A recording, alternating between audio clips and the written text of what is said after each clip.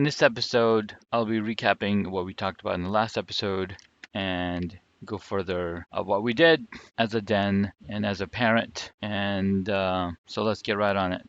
Last episode was pretty sad and dark, and we were all grieving as parents and knowing the two kids and their mom and how they're getting proper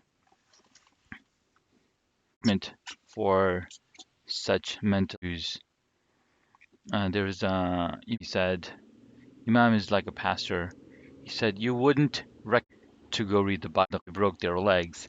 Why would you recommend somebody to go read the Quran if they have mental illness, if they have depression and issues as such? Why would you do that? It is uh, unethical, is not empath. There's there, right? You're making judgment on something that you shouldn't be making on.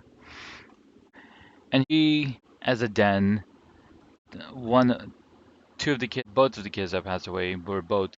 They done tons and tons of activities, and we had a lot of fun, a lot of um, stuff together as a den last year. And everybody I spoke with said yes, that kid was just amazing. He was amazing. He was passionate, so full of life, so full of positivity, just beautiful. And so we decided that, we should meet and we should talk about what we would do for the father and how can we make him feel home. There's no way anybody can how the father is full way. If you tell somebody that you know how they're feeling, you're essentially lying to them, right? Especially in a situation where they've lost somebody very close and dear to them. Sure, if you've experienced a loss similar, if you've had your father pass away and you tell them, and somebody else's father has passed away, and then you tell them, I know how you feel. In that regard, yes, you are truthful in that statement. But majority of the time, you don't want to be in those shoes. Don't, right? You want to be empathetic. You want to have empathy for the people suffering, they're in grief. So you want to be very, very close to how they're feeling. This is some of the things we were talking about.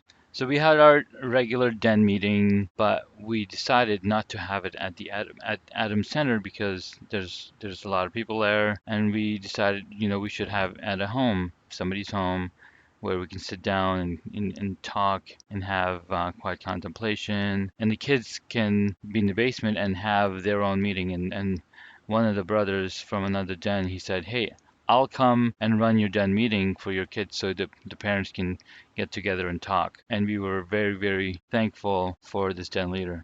And so it was just great in it that we got together. We hadn't seen each other since last spring or before the summer ended. I had seen some people over time, but it's different when they're in your home and you get to talk to them and go over some of the things that going in their mind, if have they told their kids yet, and how did you go around telling your kids?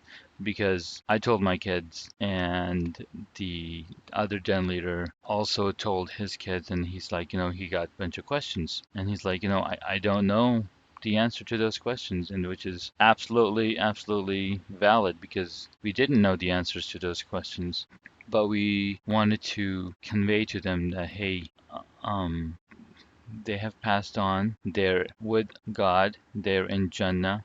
They're in a much, much better place. And we're all going to go back there one day or another. And that is something that we need to keep in the front of our mind, that death is the only constant, the only certain thing. Just like change is the only constant, death is the only certain thing in life.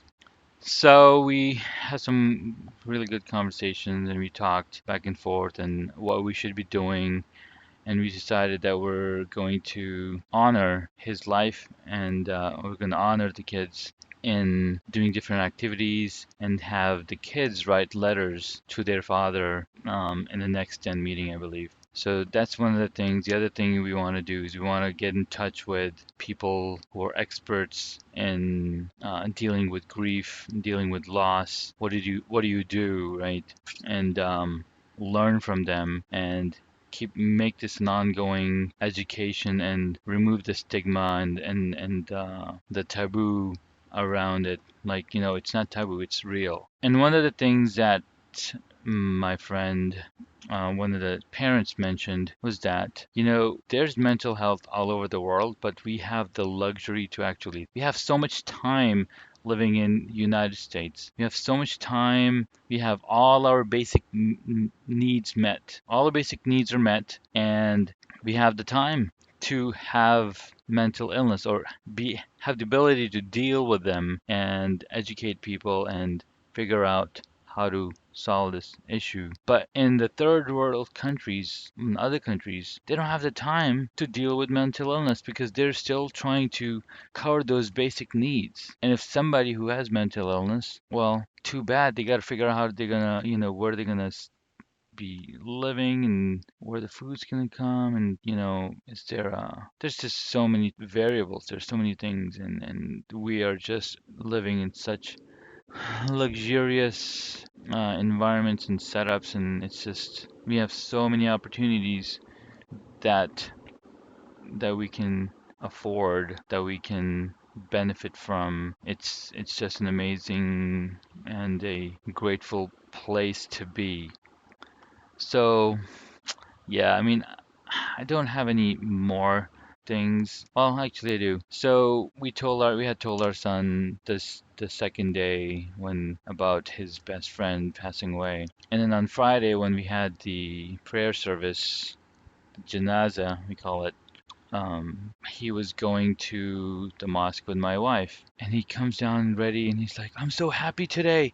I'm so excited." And my wife's like, "Well, that's good. Well, what's the reason behind it?" He's like, "Today, my friend goes to heaven. He goes directly to heaven." And my wife's like, "You're absolutely correct. Children are so innocent and so beautiful. Their minds, the way they work, the way they put things together, it's just so beautiful." And when I heard that, I had tears in my eyes, and I was like, yeah, that's just so beautiful. And so then Saturday evening, we got to meet the father, and I hugged him, and I told him, it was just it's just a sad situation, and my condolences and all that. And he just wanted to know, where's your son? Where's your son? I want to see him. And then when he came, then he gave him a hug, and of course he had tears in his eyes because he missed seeing he missed seeing his son, and he was telling me, one regret that will stay with me for the rest of my life is that I never got around to set up that play date and never got around to do the play date with our sons, because his son kept asking him throughout the summer, "Hey, I want to have a play date with Muhammad. I want to have a play date with Muhammad." And we just never got around to doing that. We had met them once at a Walmart, and they were just so excited to see each other, hanging out, running around, and whatnot. And we were like, yeah, we had to go, and they had to leave also. So he's like, I never got around to do that play date. And my wife was like, I have the same regret because my son told my wife more times that, I want to have that play date. I want to have that play date. Can you call his mom? I wonder if I had called if my son told me. I'm like, hey, Dad, can we set up a play date? I don't know if I had called or not because that would be a regret for me as well. And it is a regret for me because they were so happy when they got to hang out and play with each other. It was so amazing. So anyways, that's just another wrap up for this episode. We are planning on some things for the community and within the den, and we're gonna plan out and do some letters. And the older brother was in a different den, so we're gonna contact those guys and tell them, hey, we're writing this letters to their dad. It would be nice if you get a total of 20 letters from the the 20 kids from the two dens or 18 or whatever the number is. And it would be nice for him to keep something like that. So that's one thing we want to do. And the community here is much very strong. They've realized, and now they're doing some mental health seminars where they talk about it. Al Fateh School is setting one up. Adam Center is setting one up, and I'm sure there's more getting set up as well because it's real. It's not just anybody, and it's something it's a taboo topic in other religions as well. And there's no way to say that you're wrong, you're right. And I just wanted to share that. Thank you again so much for listening and taking your time and supporting this podcast. I am truly, truly thankful and grateful to you guys. Again, don't forget to subscribe on iTunes or whichever service is your favorite. The podcast is available on iTunes, Anchor, Spotify, Music or Audiocast. There's like 9, 10 different places that the podcast is available. Please feel free to subscribe, send a message to @SuperJunaid. I am setting up their website for this podcast, and each podcast will have its own page. You're welcome to leave comments for each of the episodes. I am very grateful to your support. Thank you so much. Have a great day.